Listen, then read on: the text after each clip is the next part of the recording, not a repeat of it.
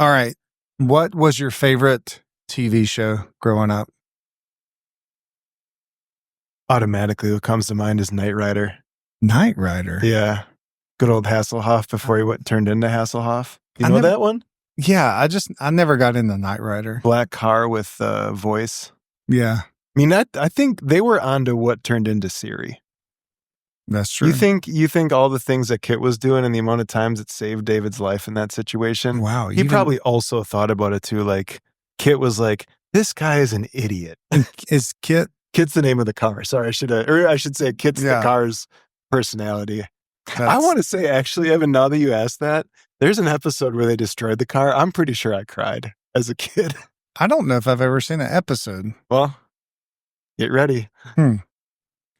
It's like your classic, like, crime, detective type of thing. And his sidekick is his car. Yeah. Helping him get through everything. I know the premise of it. Yeah. It's like Inspector Gadget, but the car. I used to love me some Inspector Gadget. Or MacGyver. Yeah, I'm a big MacGruber fan. What is that? Dude, MacGruber? I think we had different television networks. I had like the like the the generic ones. Yeah. No, MacGruber was a movie back in I don't know, maybe 2005-ish, where it was a knockoff of MacGyver. It's off SNL. Well, now that we have a growing team, maybe at our first cultural activity, we'll have everyone bring in a few episodes of their favorite show, and we can start to like reminisce about everyone's childhood. Yeah, until it's like, you hire, no offense if you're young, but it's like, oh, they'd have no idea. Yeah, like all the Disney shows. Yeah, I wouldn't relate to any of it. I was a TGI Friday guy. Like the restaurant? Oh my God. Dude, do we live in the same country? Yeah, I mean, I think so. No, TGI Friday. I'm pretty close to Canada. TGI Friday. The restaurant. No, not the restaurant. TGI Friday is like when Family Matters and Step by Step and Full House. Yep. That's called TGI Friday. Yeah. Oh, like the block of shows that was on. There you go. Well. You're reeling it in now. Yeah. Right now we're watching it with our kids, but I'm a big Home Improvement fan. Oh, Tim Allen. Yes. Yeah. You scared me. No, I'm there. I'm right there with you. Dude, I'm shocked. Like, okay, so here's the other thing. Friday. Growing up, I grew up kind of poor, and I remember the house that I grew up in had like a 60-foot antenna like we never paid for cable. We just picked it up off the antenna. Fun fact, you could. Fun fact, my grandpa used steel cable, and he had like all pay-per-view, and I would go watch wrestling over there. But I don't watch wrestling anymore. I got a couple of friends who watch wrestling, and I just give them a hard time. Yeah, they're like all about it. Super into it. And I'm like, explain this to me. And they explained it, and I'm like, yeah, that's not computing. If you're a wrestling person, they are so passionate about it. Okay. I thought you were about like cut them down. Oh, no. I mean, so here's the thing. Like I've had a number of these humans come onto the team, and they'll share these like nostalgic stories about like the whole family being around and like all having their like fandom within each character and all this stuff. And I was like, y'all realize the whole thing was fake, right? And like, well, yeah, but let's just not talk about that. With it. Hey, let's go ahead and jump in because we're probably losing our female audience on wrestling. Well, here we are.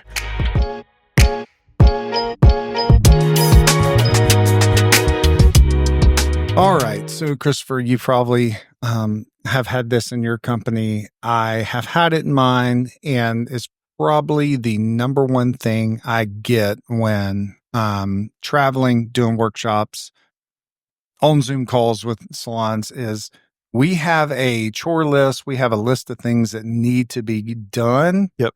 How do I get my team to do it? I love this question so much. I was just in a salon and did this activity. I think where I start with this, the idea in my answer to this question is, okay, why do we have a list? Why are we cleaning, and why is it important? Well, the reason it's important is because our brand, right? We're going to have standards and expectations of the way that we want to serve people. And And also not only about serving people, but I also believe that for a person to be creative, you are more creative in a set and organized space. There's a ton of data behind it. But so what we did was we do this activity with Post-it notes.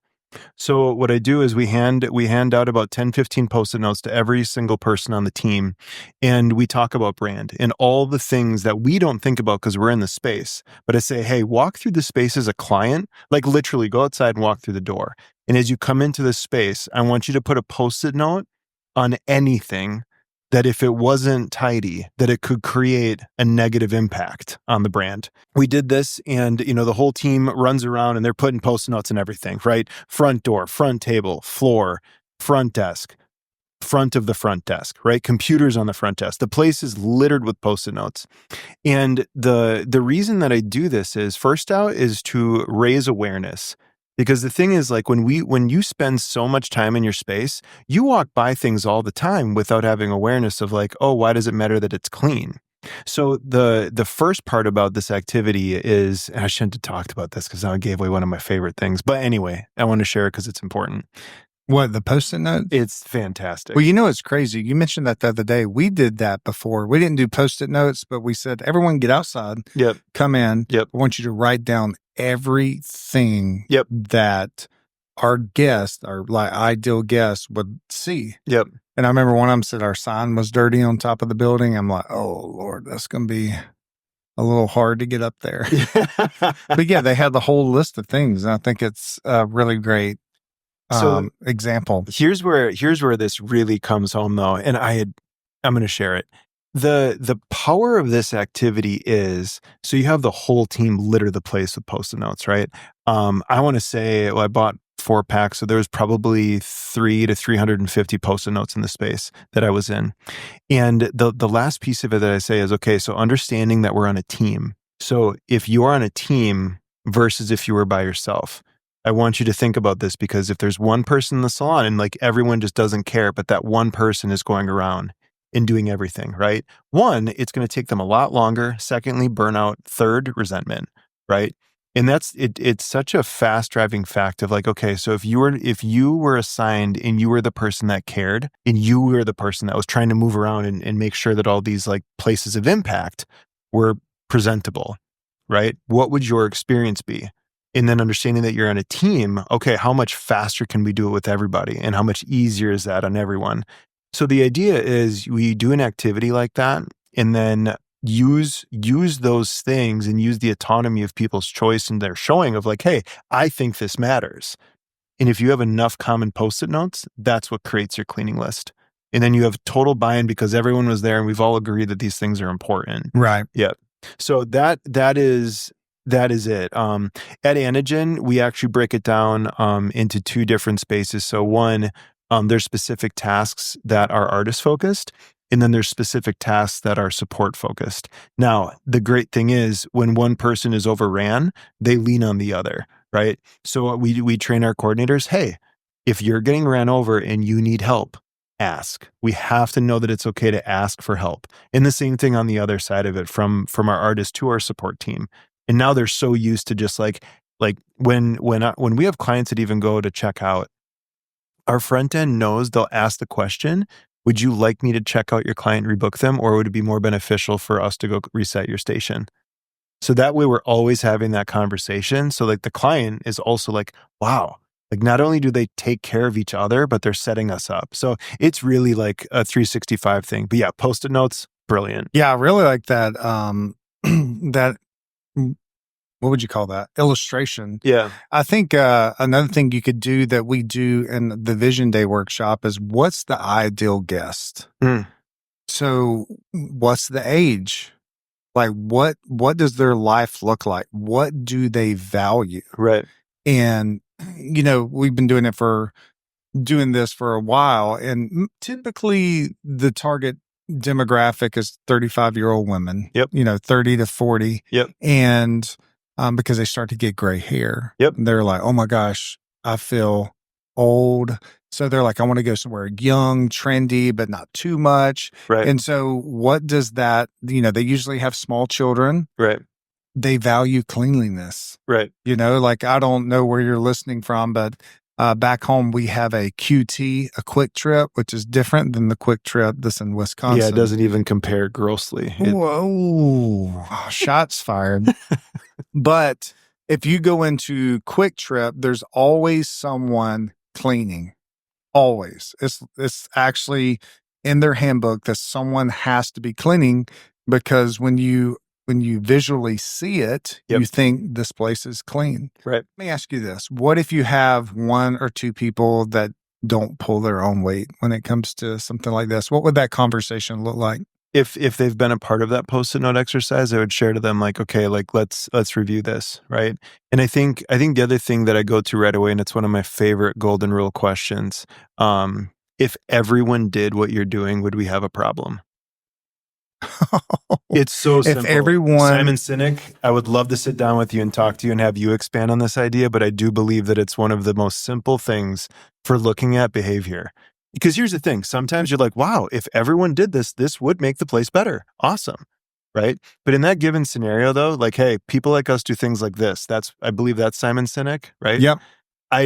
When I heard that, I was like, oh, that applies to my golden rule question. But yeah, if So everyone did this, would we have a problem? if everyone did this, would we have a problem? Wow. Okay, that's good. I got you. Yeah, I'm learning That's something right. here. I mean, I'm always learning.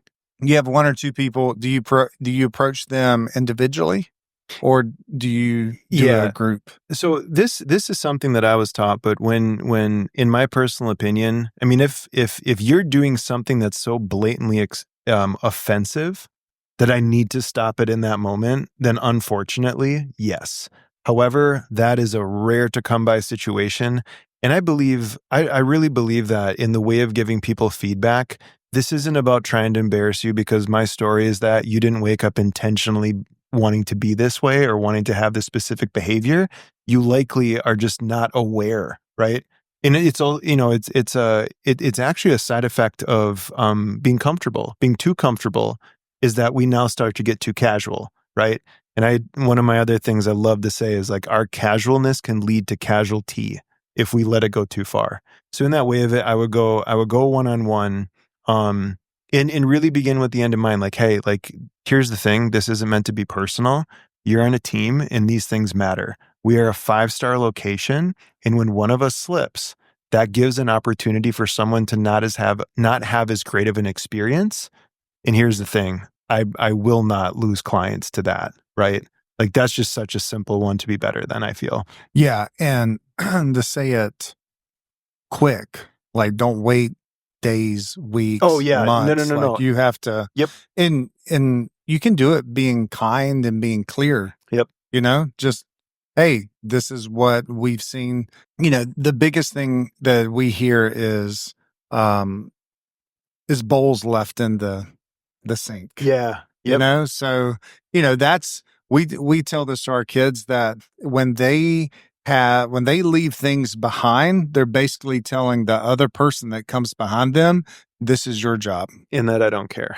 Yeah. So if you leave bowls in the sink, you're basically saying for the next person, I expect you to do this. Yeah. And so I think building a team, first off, you got to have the right people with a servant's heart. Yep. If you have a bunch of egos, it's not going to be able to happen. Nope. So, yeah, that was Banger. a quick chat. I mean, that was some gold nuggets in that one. I gave away something that is like workshop worthy. And I'll tell you what, here's the other thing, y'all. If you're listening to this, for the first time, I had humans in the salon that I was in.